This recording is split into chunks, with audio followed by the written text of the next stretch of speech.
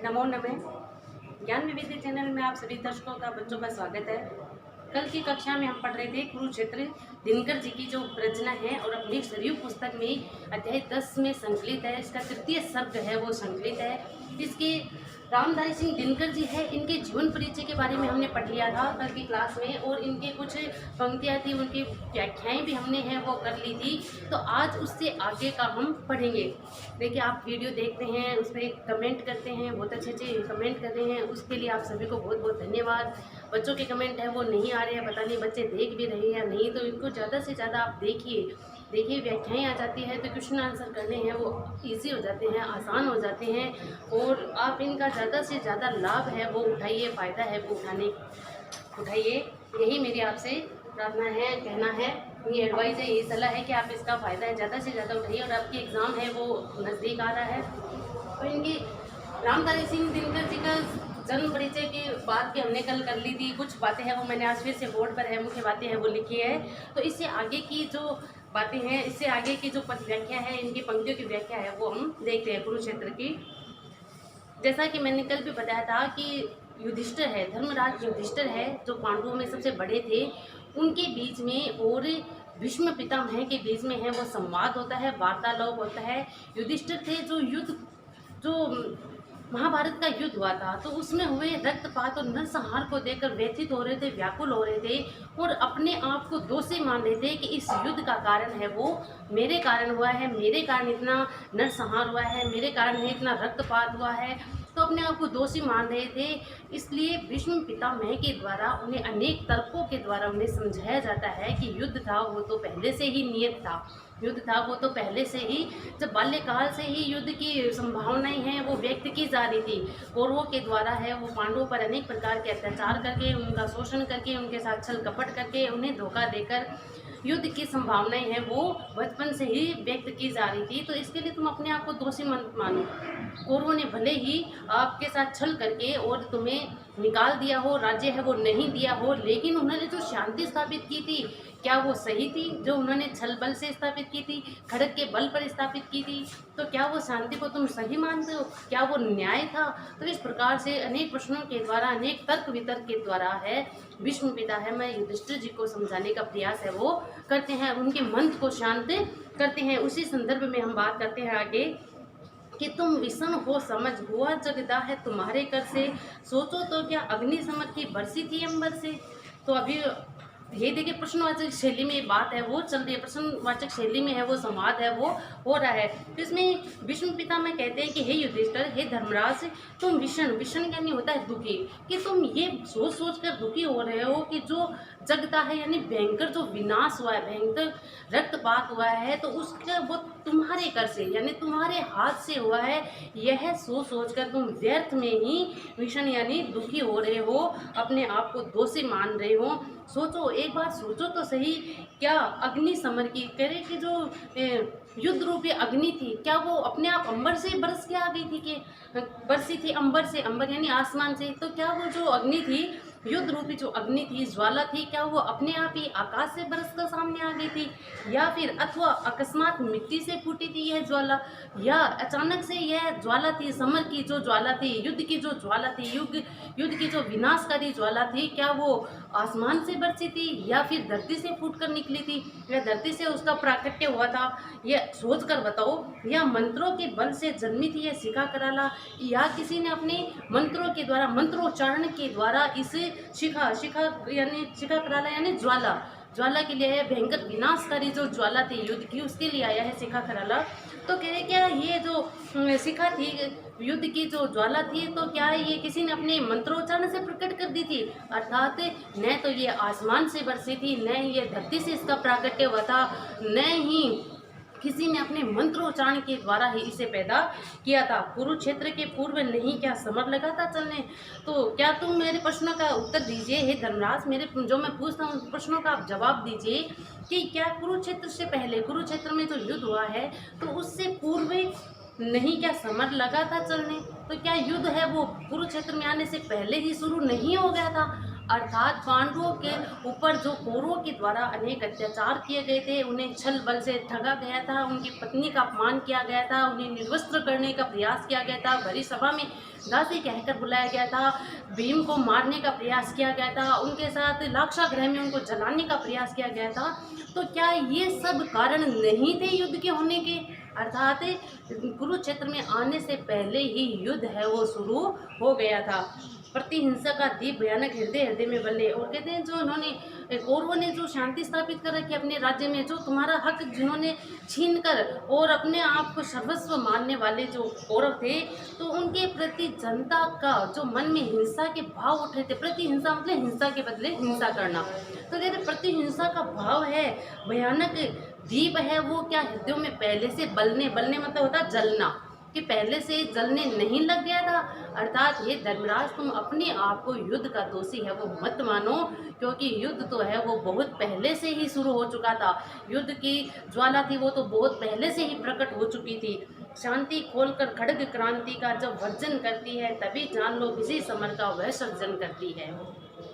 बहुत अच्छी रोजमय इनकी पंक्तियां हैं, वीररस का प्रयोग और रोजमय पंक्तियां यहाँ दिनकर जी की। तो कहते हैं कि शांति खोलकर खड्ग क्रांति का, कहते हैं कि जब शांति है वो तलवार के बल पर स्थापित की गई हो, और शांति जब क्रांति का खड़ग खोल लेती है, अर्थात जो शांति तलवार के बल पर स्थापित की गई है, जो शांति जबरदस्ती लोगों पर थोपी गई है, तो वो शांति जब तलवार को खोल लेती है, अर्थात जब क्रांति करने पर उतर आती है, तब वर्जन करती है। तो क्रांति का जो वर्जन करती है, और कहती है कि वो क्रांति को रोकने का उसके पास फिर कोई उपाय है वो नहीं रहता है।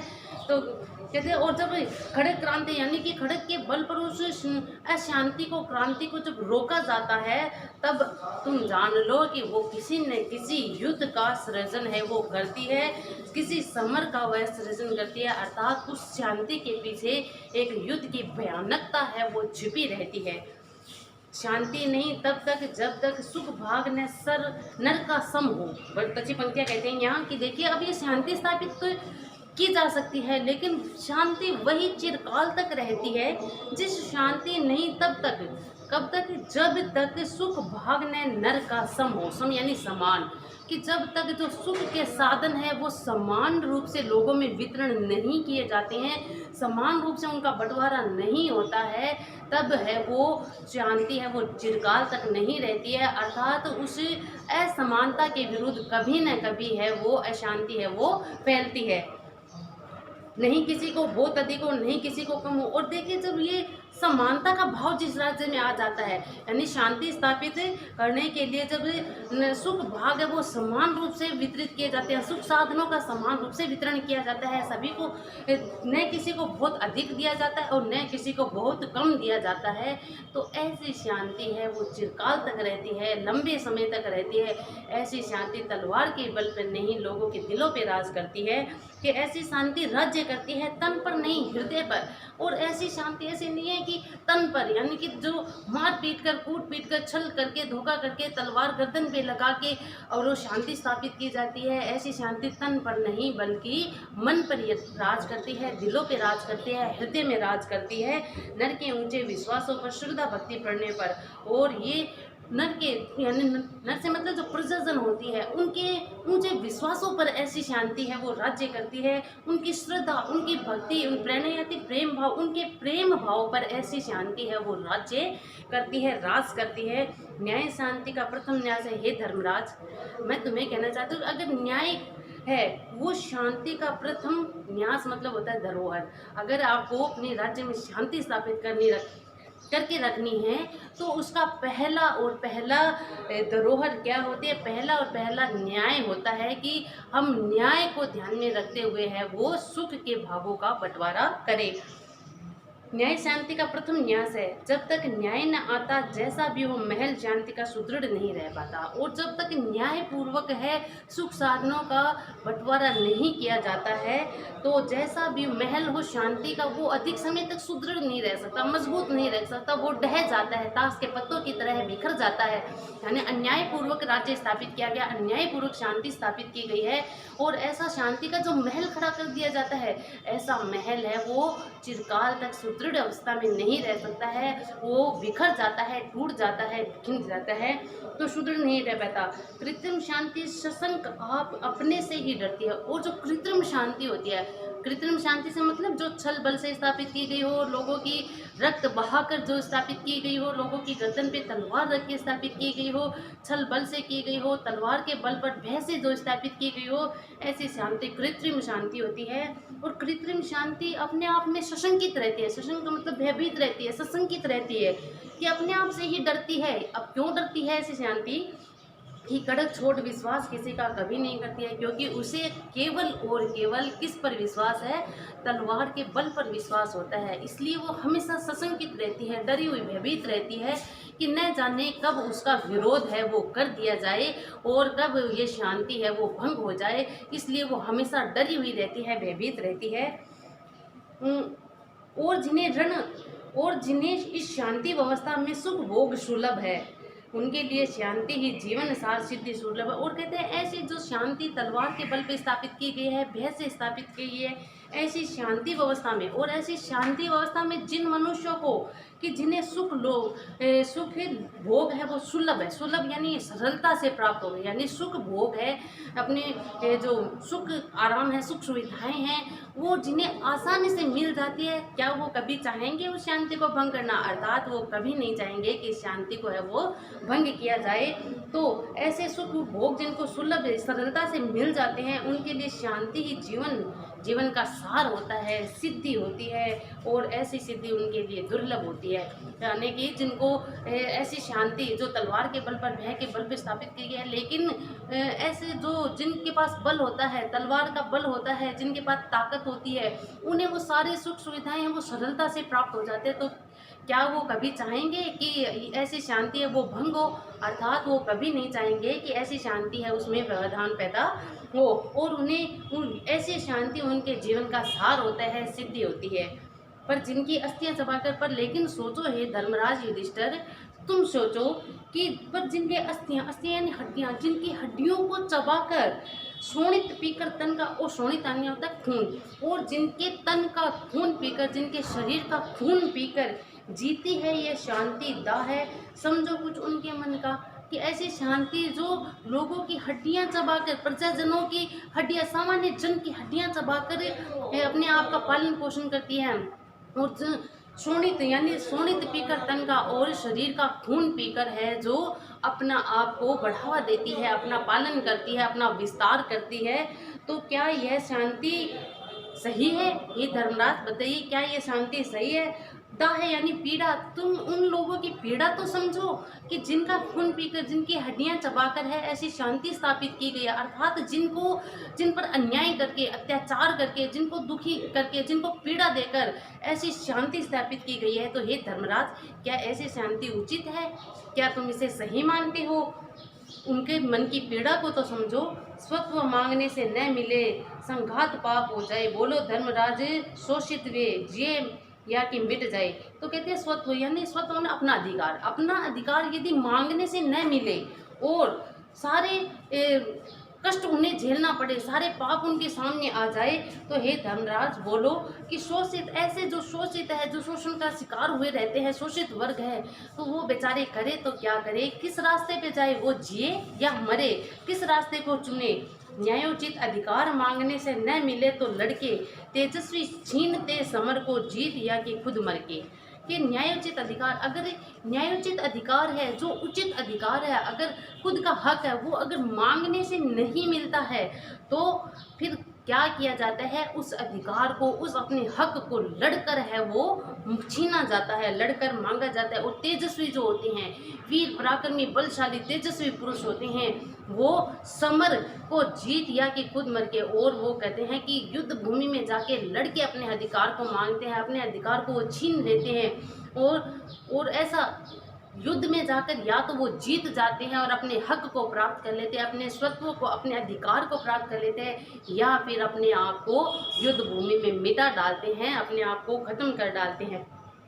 किसने कहा पाप है समुचित स्वत्व प्राप्ति हित लड़ना? हे धर्मराज, तुम्हें ये किसने कह दिया? भीष्म पितामह कह रहे हैं कि हे धर्मराज युधिष्ठिर, तुम्हें ये किसने कह दिया कि ये पाप है? स्वत्व प्राप्ति यानी अपने अधिकार को प्राप्त करने के लिए लड़ना और अपने प्रजा और अपने परिवार के हक को प्राप्त करने के लिए लड़ना पाप है, ये तुम्हें किसने कह दिया? उठा न्याय का खड़ग समर में अभय मारना मरना। और जो वीर व्यक्ति होते हैं, जो तेजस्वी होते हैं, जो पराक्रमी होते हैं, बलशाली होते हैं, न्याय के मार्ग पे चलने वाले होते हैं, ऐसे व्यक्ति खड़ग समर में यानी युद्ध भूमि में तलवार उठाकर अबे मारना और मरना, या तो मार देना या फिर मर जाना, इसे ही चुनते हैं और अपने अधिकार को प्राप्त करते हैं। क्षमा दया तप तेज मनोबल की दे वृथा दुहाई, धर्मराज में जिद करते तुम मानव की कतराई। कतराई यानी होता है कायरता, कि हे धर्मराज तुम क्षमा की बातें करते हो कि हमें क्षमा कर देना चाहिए, युद्ध को टालने के लिए क्षमा कर देना। आप लोगों ने, पांडवों ने कितनी बार कौरवों को क्षमा किया, कितनी बार उन्होंने अनगिनत बार तुम्हारे साथ अन्याय किया, अत्याचार किया, तुम्हें छला ठगा मारने तक की योजना बनाई गई, कितनी बार तुमने क्षमा कर दिया, तो क्या उनमें कुछ सुधार हुआ? क्या उनको अपनी किए का पश्चाताप हुआ? अर्थात नहीं हुआ। दया, तुमने बहुत बार दया करके उन्हें छोड़ दिया। तब तेज मनोबल, तब तेज और मनोबल के आधार पर भी तुमने अपने आप को उनसे अलग करके रखा कि हम अपने मनोबल से है, अपने अपने जो ये अपनी जो वीरता है, अपना जो बल है, इसके आधार पर हम एक नया राज्य स्थापित कर लेंगे। इस प्रकार का भी तुमने सोचकर और इस प्रकार की तुमने व्यर्थ में दुहाई दी है कि जो महान व्यक्ति होते हैं वो दया कर देते हैं, क्षमा कर देते हैं, अपने तप तेज का ध्यान रखते हैं, अपने मनोबल को ध्यान में रखते हुए है क्षमा दया के भाव पर है चलते हैं। तो ऐसी तुम वृथा यानी व्यर्थ में दुहाई दे रहे हो।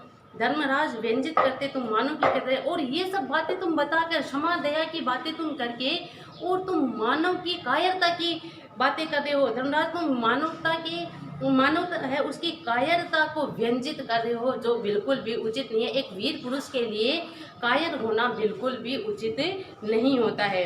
हिंसा का आघात तपस्या ने कब कहाँ सा है? कहते हिंसा करना, जो हिंसक होता है उसका कार्य क्या होता है? हिंसा फैलाना, हिंसा के द्वारा है अपना राज स्थापित करना, तो हिंसा का आघात। लेकिन जो बड़े बड़े तपस्वी हुए हैं, तपस्वी मुनि हुए हैं, उन्होंने क्या कभी हिंसा को सहा है? अर्थात नहीं सहा है। देवों का दल सदा दानों से हारता रहे। और देखिए एक बड़ा उदाहरण है कि देवताओं का दल है वो हमेशा से दानवों से हारता है, क्योंकि दानव बड़े बलशाली थे, देवों से भी उनके पास छल बल की माया होती थी, छल बल की माया से ही वो देवताओं को हराते रहते थे। तो क्या देवताओं ने हार स्वीकार कर ली थी? अर्थात नहीं की थी। अनेक बार हार कर भी उन्होंने हार स्वीकार नहीं की थी। मन शक्ति प्यारी थी, वो कहते और उन्होंने इसी बल पर अपनी जो मन की शक्ति थी, अपना जो आत्म बल था कि हम विजय होंगे, हम इस संसार में अत्याचार है, अन्याय है, राक्षस राज है वो कभी नहीं आने देंगे, इस आधार पर ही वो हार कर भी फिर खड़े हो जाते थे, एक होकर दानवों के विरुद्ध है वो लड़ने के लिए तैयार हो जाते थे। और अंत में विजय है वो देवताओं की होती थी। तो क्या देवों का दल सदा दानों से हारता नहीं आया? अर्थात हारता आया है, लेकिन उन्होंने इस तरह की बातें नहीं की, उन्होंने मन से हार है वो नहीं मानी। मन शक्ति प्यारी थी तुमको, यदि पौरुष ज्वलन से, यदि तुम पौरुषता का परिचय नहीं देना चाहते, अगर तुम वीरता का परिचय नहीं देना चाहते, पराक्रम का परिचय नहीं देना चाहते, अपने पुरुषत्व का परिचय अगर नहीं देना चाहते, और तुम्हें अपने मन की शक्ति, मन शक्ति इतनी ही प्यारी थी, तो फिर क्यों आए? इस बात का जवाब दीजिए कि फिर तुम क्यों आए? लोभ क्या क्यों भरत राज्य का? फिर तुमने इस भरत राज्य का, भरत राज्य से मतलब है कि हमारा भारत जो नाम है वो भरत के, राजा भरत के नाम से ही पड़ा था, तो भरत राज्य का फिर तुमने लोभ है वो क्यों किया? फिर क्यों आगे वन से लौट कर, फिर क्यों वन से लौट कर आ? अगर तुम्हें अपने पुरुषत्व का प्रदर्शन नहीं करना था, अपने पुरुषत्व को नहीं दिखाना था, अपने पौरुष को नहीं दिखाना था, और अपनी मन शक्ति ही तुम्हें इतनी प्यारी थी, जो तुम विचार करते हो, दया क्षमा की जो बातें करते हो, जो कायरता की, वीर होकर कायरता की बातें करते हो, अगर तुम्हें यही सब बातें अधिक पसंद थी, तो फिर तुम्हें लालच आया, इस भरत राज्य का लालच आया, और तुम वन से वापिस इसको लेने के लिए आ गए।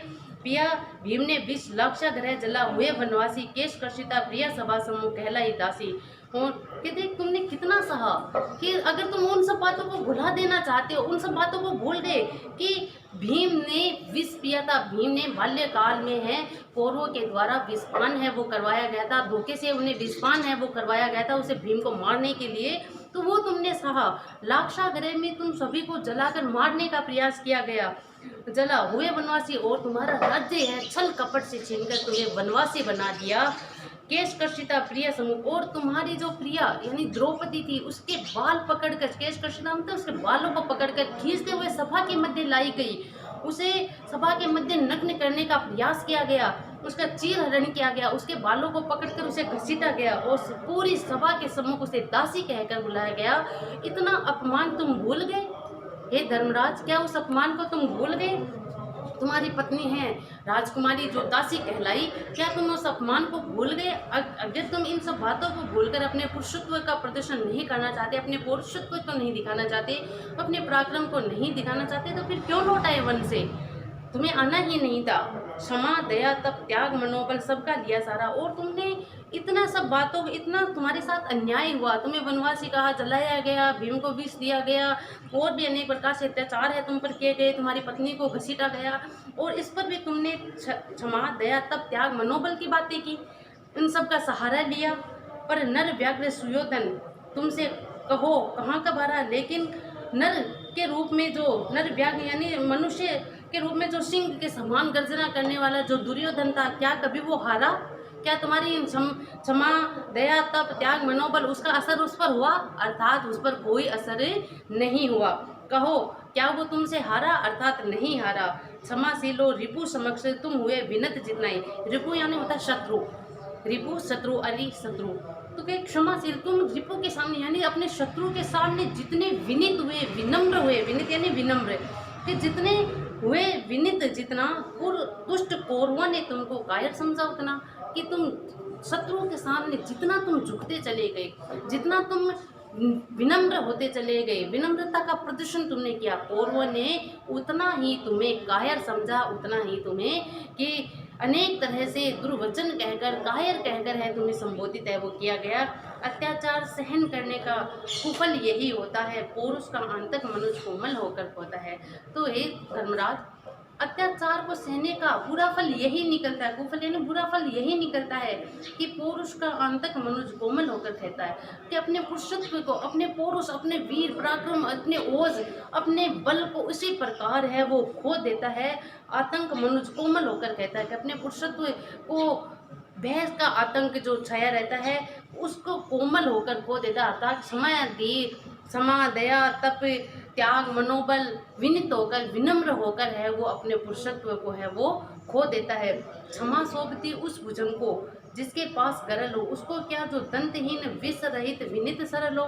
तो हे धर्मराज कि एक उदाहरण के द्वारा कहते हैं कि उस भुजंग, भुजंग यानी होता सर्प, कि क्षमा भी उस भुजंग को ही शोभा देती है जिसके पास विष होता है, विषधारी जो नाग होता है, विषधारी सर्प होता है, उसी से सभी भयभीत रहते हैं, क्योंकि उसके पास क्या है, विष की ताकत है, विष का बल है, और वो अपना विष है वो किसी में भी छोड़कर उसकी प्राण लीला को समाप्त कर सकता है। इसलिए उस विषधारी सर्प से सभी डरते हैं। उस और क्षमा, अगर ऐसा विषधारी सर्प किसी को क्षमा करके छोड़ देता है तो ये उसके लिए बड़ी बात होती है कि उसे ही शोभा देती है। ऐसे विषधारी भुजंग को क्षमा शोभा देती है जिसके पास गरल है, विष है, उसको क्या जो दंतहीन, और ऐसे सांप को क्या क्षमा शोभा देगी जो दंतहीन हो, जिसके पास दांत ही नहीं है, विष रूपी जो दांत ही नहीं है, विष रहित विनित सरल हो, जो विष रहित हो, सरल हो, विनित हो, विनम्र हो, ऐसे सर्प को क्षमा शोभा नहीं देते। ऐसा सर्प है वो पास से निकल भी जाए, वो कहे कि क्षमा कर दिया,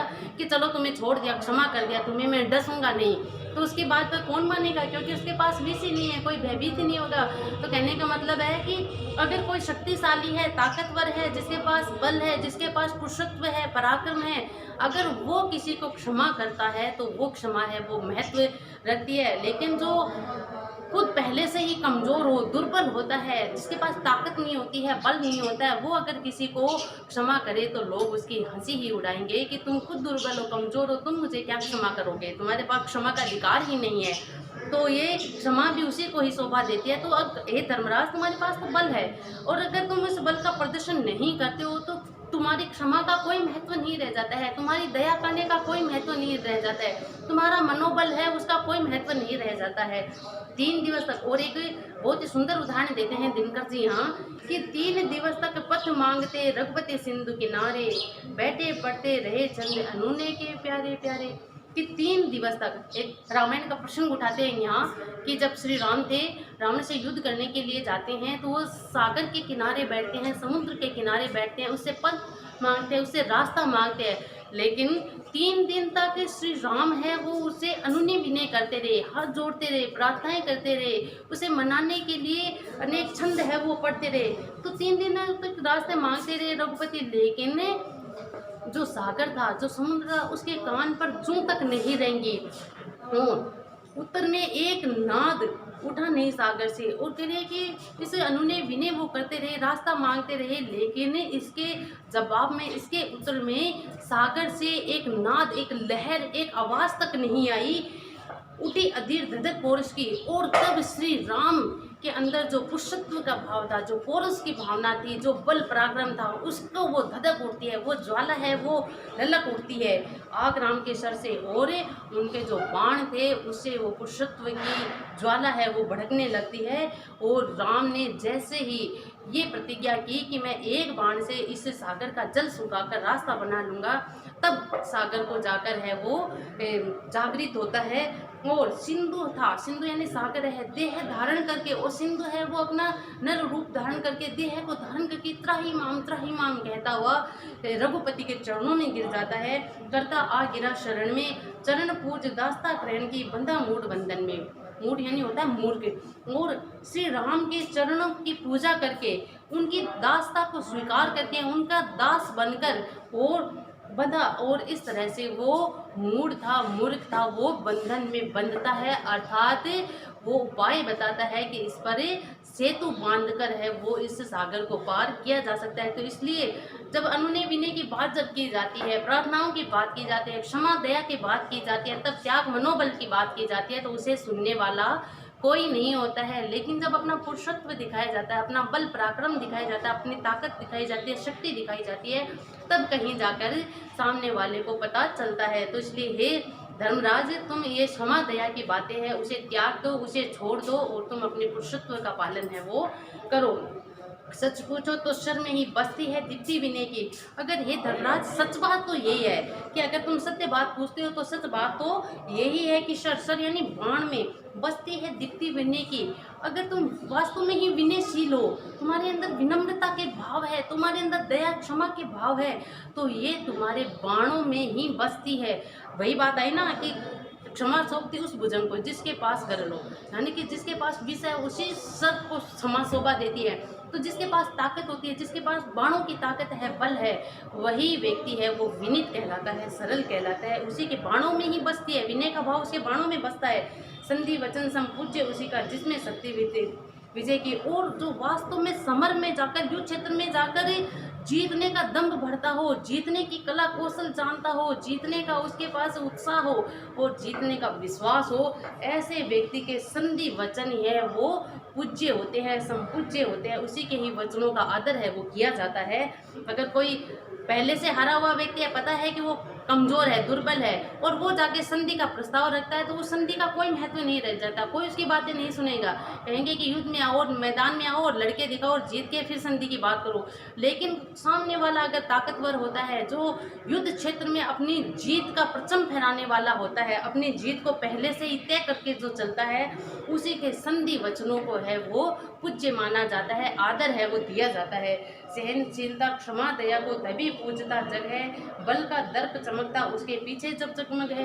बल का जब दर्प यानी अभिमान होता है, घमंड, और जो बल का दर्प जिसके पास होता है, बल का अभिमान जिसके पास होता है, सहनशीलता क्षमा दया भी उसी को ही शोभा देती है कि क्षमा सहनशीलता दया की जो बातें करता है संसार, उसी की पूजा करते हैं जिसके पास बल होता है, ताकत होता है, और जिसके पीछे बल का दर्प चमकता है, वो संसार भी उसी क्षमा दया को महत्व है देता है, उसी क्षमा दया को पूजता है। जहाँ नहीं सामर्थ्य सोच की क्षमा वहाँ निष्फल है, और जहाँ सामर्थ्य ही नहीं है, अन्य साधनों की खोज करने का जहाँ सामर्थ्य ही नहीं है, जहाँ विजय श्री की सामर्थ्य ही नहीं है, ऐसी क्षमा है वहाँ निष्फल होती है, अर्थात उसका कोई फल नहीं होता है, उस क्षमा को मानने वाला कोई नहीं होता है। गरल घूंट पी जाने का मिस है वाणी का छल है, और ऐसे जिसमें सामर्थ्य नहीं होती है उसके पास सिर्फ और सिर्फ एक ही उपाय बचता है, वो क्या है? गरल। गरल यानी विष। गरल घूंट पी जाने का, विष रूपी जहर उसे पीना पड़ता है, विष रूपी घूंट है उसे पीकर जीना पड़ता है। कि भाई कमज़ोर है, दुर्बल है, वो जीत नहीं सकता, तो उसे हर समय है वो विष बार बार पीना पड़ता है। मिस वाणी का छल है, और कहते हैं कि ये वाणी का छल है, अर्थात वो फिर अनुनय विनय की बातें करे, क्षमा दया तप मनोबल की बातें करे, तो वो सब एक क्या लगती है, छलावा ही लगती है। अर्थात ऐसा लगता है कि मानो ये मुझे छल रहा हो, मिस वाणी का छल रहा हो, यानी कि वाणी के द्वारा है उसे छला जा रहा हो। इसलिए हे धर्मराज, तुम अपने आप को दुखी है वो मत करो। अगर तुम्हें पुरुषत्व की भावना है, अगर तुम्हारा पुरुषत्व ज्वलंत है, जिंदा है, तो तुम समर में आकर डट जाओ और युद्ध को निर्णायक स्तर तक पहुंचाने के का लक्ष्य है वो अपने मन में धारण करो। और तुम अपने आप को इस युद्ध में हुए नरसंहार को देखकर दुखी मत हो। ये युद्ध तो पहले से ही नियत था, तुम शक्तिशाली हो, तुम क्या, तुम्हारे अंदर इस युद्ध को जीतने की सामर्थ्य है, और जिसके पास सामर्थ्य होती है उसी के ही वचनों को ये संसार है वो आदर देता। अगर तुम यहाँ युद्ध नहीं करते हो तो इस संसार तुम्हें कायरता के रूप में जानेगा। इतिहास है वो कहेगा कि पांडव थे, उनमें बल नहीं था, ताकत नहीं थी, उनमें सामर्थ्य नहीं था युद्ध को जीतने का। अब तुम सामर्थ्यवान होकर भी पीछे हटते हो तो तुम्हें कायर के रूप में ही संसार है वो जानेगा। इसलिए हे धर्मराज, तुम बिल्कुल भी अपने मन से संशय को हटाकर है वो इस युद्ध को निर्णायक स्तर तक ले जाकर विजय श्री को प्राप्त करो। इस प्रकार से भीष्म पितामह है वो युधिष्ठिर को समझाने का प्रयास है वो करते हैं। इसमें देखिए कवि दिनकर जी ने अनेक अलंकारों का, उपमा अलंकार भी है, यहाँ रूपक अलंकार है, अनुप्रास अलंकार है, तत्सम प्रधान शब्दावली का प्रयोग किया है, प्रश्नवाचक शैली के द्वारा किया गया। बार बार भीष्म पिता की में द्वारा है वो युधिष्ठिर से बार बार प्रश्न पूछे जाते हैं, हे धर्मराज तुम ही बताओ, हे धर्मराज आप ही कहो, क्या तुम ये जानते हो, क्या तुम्हें ये पता है। तो इस तरह से कहकर प्रश्नवाचक शैली में है ये पूरी बात है वो संवाद है वो चलता है। और व्यतीत हुए जो धर्मराज थे उनके मन को है एक संबल दिया जाता है, एक सहारा है विष्णु पितामह के द्वारा दिया जाता है। यही संबल, यही सहारा है जो आगे चलकर हम सभी जानते हैं कि महाभारत युद्ध का है वो क्या परिणाम निकला था कि पांडवों ने इस युद्ध को जीतकर भरत राज्य में एक छत्र राज्य है वो स्थापित किया था। अब इसके प्रश्नोत्तर है वो देख लेते हैं हम। कुरुक्षेत्र वस्तुनिष्ठ प्रश्न है। कुरुक्षेत्र काव्य के अनुसार शांति का प्रथम न्यास क्या है। अब देखिए शांति है उसका प्रथम धरोहर क्या होती है, न्याय होता है। तो न्याय के बल पर अगर शांति स्थापित की जाती है तो उसकी धरोहर वो चिरकाल तक रहती है। कवि ने नर व्याघ्र किसे कहा है, नर के रूप में व्याघ्र के समान कौन है, सुयोधन यानी दुर्योधन को कहा है। राम 3 दिन तक सागर से क्या मांगते रहे, पंथ मांगते रहे, रास्ता मांगते रहे। लोग किस भुजंग से डरते हैं, जिस भुजंग के पास गरल हो, सर्प, जिसके पास विष हो, विषधारी हो, जिसके पास विष के दांत हो, उस सांप से सभी डरते हैं कि कहीं ये हमें काट कर हमारी जीवन लीला को समाप्त न कर दे। लेकिन जिसके पास विष ही नहीं है, अर्थात जिसके पास ताकत ही नहीं है, उससे क्या डरना। विनय की दीप्ति किस में बसती है, विनय की दीप्ति बाणों में बसती है, पराक्रम में बसती है, बल में बसती है। अगर कोई बलशाली व्यक्ति होता है उसे ये अधिकार होता है, अगर वो विनीत होता है, विनम्र होता है, तो वही इस संसार में आदर पाता है। अगर दुर्बल है, कमजोर है, खुद कायर है और वो दूसरों के सामने क्षमा दया की बातें करता है, विनम्रता की बातें करता है, तो लोग उसकी हंसी ही उड़ाते हैं, वो उपहास का पात्र ही बनता है। सहिष्णुता किसके लिए अभिशाप है, सहिष्णुता यानी किसके लिए अभिशाप है, कायर व्यक्तियों के लिए सहिष्णुता है वो अभिशाप है। आज की कृत्रिम शांति किसकी रखवाली करती है, आज की जो कृत्रिम शांति है वो अन्याय, शोषण, स्वार्थपरता, छल, बल, कपट, धोखा, इन सब का शोषण करती है। क्योंकि वो कृत्रिमता यानी कि खड़क के बल पर, भय के बल पर स्थापित की गई है, तो वो ऐसे ही विचारों का पोषण है वो करती है। वास्तव में युद्ध करने के लिए दोषी कौन है, कि जो न्यायोचित अधिकार मांगने पर भी अधिकार न दे, तो वही इस युद्ध का क्या होता है, दोषी होता है। क्योंकि न्याय की मांग की जाती है, न्यायोचित अधिकार की मांग की जाती है, उनके अपना हक मांगा जाता है, उस हक के लिए वो राजी नहीं होते हैं, सम्मान नहीं होते हैं, तो ऐसे ही लोग हैं वो युद्ध के लिए दोषी कहलाते हैं। कृत्रिम शांति किससे डरती है और क्यों, कृत्रिम शांति हमेशा अपने आप से सुसंकित रहती है, डरती रहती है, अपने आप से ही डरती रहती है। क्योंकि उसे हर समय ये लगा रहता है कि न जाने कब है उसके विरुद्ध विद्रोह की ज्वाला है वो भड़क जाए। क्योंकि वो तलवार के बल पर स्थापित की गई है, खड़ग के बल पर स्थापित की है, तो ऐसी शांति डरती रहती है कि कब उसका विद्रोह है वो नहीं हो जाए, कब जनता है उसके विरुद्ध खड़ी हो जाए और इस शांति को भंग कर दे। न्यायोचित अधिकार यदि मांगने से न मिले तो वीर लोग क्या करते हैं, न्यायोचित अधिकार अगर मांगने से नहीं मिलते हैं तो वीर व्यक्ति होते हैं, पराक्रमी व्यक्ति होते हैं, वो समर भूमि में जाते हैं, युद्ध भूमि में जाते हैं। वो या तो युद्ध को जीत कर अपने अधिकार को छीन लेते हैं या फिर अपने आप को ही युद्ध में समाप्त कर देते हैं, युद्ध में मरना ज़्यादा उचित समझते हैं, वीर व्यक्ति होते हैं। अत्याचार सहन करने का क्यों फल क्या होता है, अगर हम अत्याचार सहन करते जाते हैं तो उसका बुरा फल यही होता है कि हम पर बार बार अत्याचार होगा और हमारा जो न्यायोचित अधिकार है वो हमें मांगने से भी नहीं मिलेगा। और जितना हम दूसरों के सामने झुकेंगे, अपने अपने आप को विनम्र मानेंगे, उतना ही हमें कायर समझा जाएगा। जिस प्रकार पांडव है वो क्षमा दया की बातें करते रहते थे, हर समय वो अपने आप को पीछे हटाते रहते थे, तो दुर्योधन और कौरव है वो हमेशा उन्हें कायर मानते रहते थे कि वो कायर है इसलिए पीछे हट जाते हैं। तो अत्याचार सहन अगर करते हैं तो उसका परिणाम होता है कि उन्हें कायर समझा जाता है। क्षमा किस पुरुष को सौंपती है, क्षमा भी उस पुरुष को सौंपती है जिसमें पुरुषत्व की भावना, जिसमें पराक्रम हो, बल हो, ताकत हो, विजय श्री का सामर्थ्य जिसमें हो, वही व्यक्ति है, उसी व्यक्ति को विनम्रता है, क्षमा दया है वो शोभित होती है। भय भी न होए न प्रीत, तुलसी किन पंक्तियों के समकक्ष पाठ में आई किन पंक्ति को चुनिए, तो भय भी न होए न प्रीत कि भय के बिना है वो प्रीत नहीं होती है। कि जिस प्रकार श्री राम थे वो 3 दिन तक सागर से रास्ता मांगते रहते हैं लेकिन एक भी नाद है वो सागर से नहीं उठता है, लेकिन जब वो अपने बाणों की बात करते हैं, अपने बल की बात करते हैं तो सागर वो त्राही त्राही करके आ जाता है। तो इससे समकक्ष है कि सिंधु देह दर त्राही करता आ गया, जब पूज्य दास्ता ग्रहण की बंधा मूड बंधन में, उत्तर में एक नाद के विश्व 3 दिवस पंथ मांगते, रघुपति सिंधु किनारे बैठे पढ़ते रहे चंद अनुनय के प्यारे प्यारे, उत्तर में एक नाद भी उठा नहीं सागर से, अधीर उठी धधक और उसके अगर के सर से। तो ये पंक्तियाँ इसके समकक्ष आती है। बिना शक्ति के क्षमाशील होने की क्या परिणाम होते हैं, पाठ के आधार पर विवेचना कीजिए। बिना शक्ति के क्षमाशील, अगर कोई व्यक्ति है उसमें सामर्थ्य ही नहीं है, उसमें वो बल नहीं है, उसमें वो ताकत नहीं है कि वो क्षमा कर सके, तो ऐसे दो बलहीन शक्तिहीन व्यक्ति के क्षमाशील होते हैं तो लोग उसे उपहास का पात्र ही बनाते हैं, उसकी हंसी ही उड़ाते हैं और कहते हैं खुद अपने आप में इतना कमज़ोर है, दुर्बल है और क्षमा दया की बातें करता है, तुम्हें ये शोभा नहीं देती है। पाठ के आधार पर शांति और युद्ध पर अपने विचार प्रकट कीजिए। देखिए, पाठ के आधार पर अगर युद्ध और शांति की बात की जाए तो युद्ध हमेशा से निंदनीय होता है, उसकी प्रशंसा कभी नहीं की जा सकती, क्योंकि युद्ध कैसा भी हो, चाहे छोटा हो बड़ा हो, न्याय अपने स्वत्व प्राप्त करने के लिए युद्ध लड़ा गया हो, न्यायोचित अधिकार को प्राप्त करने के लिए युद्ध है वो किया गया हो, लेकिन उसका दूरगामी जो परिणाम होते हैं वो बुरे ही निकलते हैं, उसके दुष्परिणाम ही सामने आते हैं, उसके भयंकर विनाश के कारण बनते हैं वो।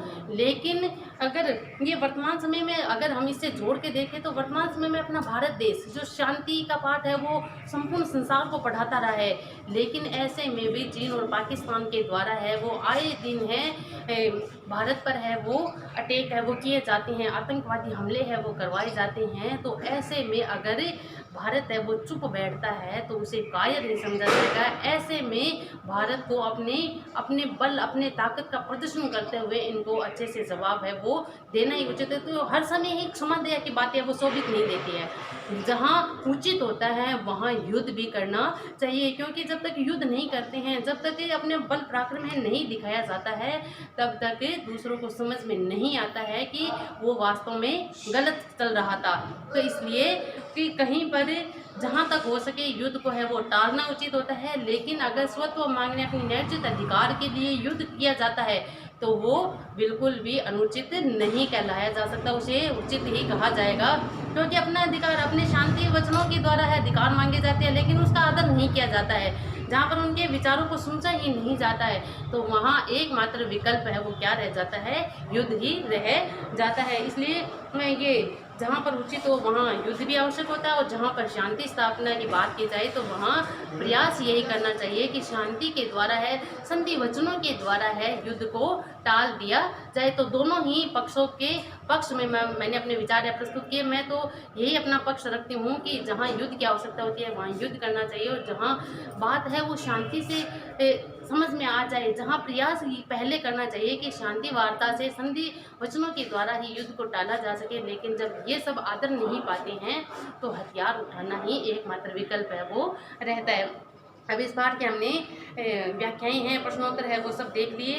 उम्मीद करती हूँ आपको अच्छे से समझ में आ रहा होगा। आप इनका अधिक से अधिक लाभ है वो उठाइए, और इन कक्षाओं को देकर आपके एग्ज़ाम है वो नज़दीक आ रहे हैं तो सारी वीडियो आप देखिए, लाइक कीजिए, कमेंट कीजिए। आप कमेंट करोगे तभी पता चलेगा कि कौन कौन स्टूडेंट है वो वीडियो को देख रहे हैं। पता ही नहीं चलता कि कौन कौन देख रहे हैं, कि देख भी रहे हैं कि नहीं देख रहे हैं। और जो कमेंट करते हैं उनके लिए अगेन धन्यवाद, थैंक यू। अब अगले पाठ के साथ है हम कल की कक्षा में फिर मिलेंगे, तब तक के लिए नमस्ते, शुभ दिन, धन्यवाद।